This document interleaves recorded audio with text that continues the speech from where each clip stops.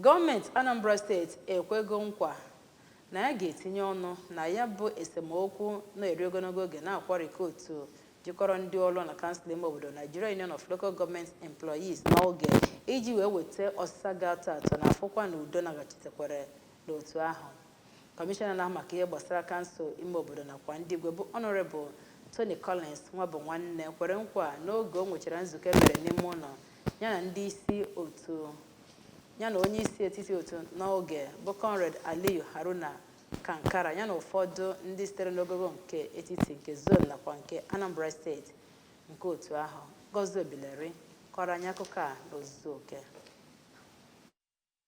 Ya bụ kọmishọna na-ahụ maka ụkpụrụ ọchịchị ime obodo bụ Honorable Nwabunwanne dịka ọ na-anabata ndị isi n'oge ahụ kọwara na ebe ọ bụ na naanị Anambra ka e nwere ọgbaghara na ọ ga-adịrị ha mfe ịhụ na edoziri ya ngwa ngwa ka ọ na-agwazi ndị isi n'oge ahụ si Abuja okwu wee bịa n'ụlọ ọrụ ya nke dị na Jerome Udoji Secretariat dị n'Awka ka onye isi ndị ọrụ na Anambra bụ Barrister Theodora Igwegbe gbarụrụ ihu ma dozie ha ka ha kwụsị ije ngagharị iwe n'ụdị ọbụla bido ugbu a ka o wee nwee ike kpọkọta ndị otu abụọ ahụ na-enwe ọgbaghara ma doziere ha ka ọ na-agwazi ndị nta akụkọ ABS ka onye isi ndị n'oge n'ala Nigeria gbaa gburugburu bụ Comrade Kankara kọwara na o nweghị ndị isi ya bụ otu dị na Anambra nke ha maara abụghị nke Comrade Eucharia Oyanwune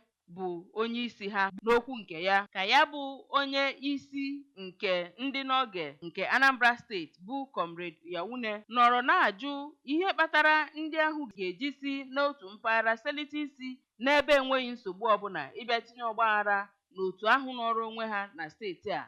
Onye ji ọkwa odebe ego nke ya bụ na Nigeria bụ Comrade Ziko Chude na onye isi ndị ọrụ na steeti a bụ Comrade Humphrey Nwafọ soro na ndị bịara ya bụ ije. Site n'Awka, abụ m Ngozi Obileri.